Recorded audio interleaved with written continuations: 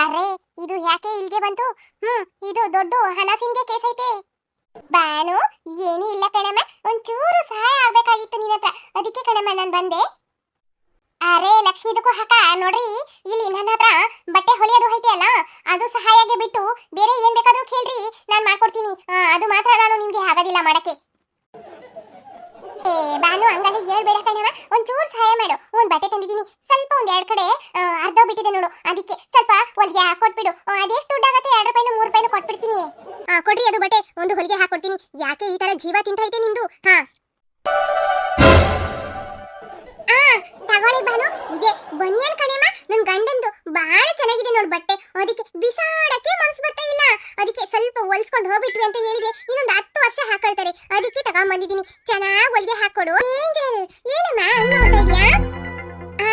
ಇದನ್ನ ನೋಡ್ತಾ ನೋಡ್ತಾ ಇದ್ರೊಳಗಡೆಯಿಂದ ಪ್ರಪಂಚನೇ ಕಾಣ್ತಾ ಇದೆ ಅಕ್ಕ, ಅದಕ್ಕೆ ನೋಡ್ತಾ ಇದ್ದೀನಿ ಲಕ್ಷ್ಮಕ್ಕ.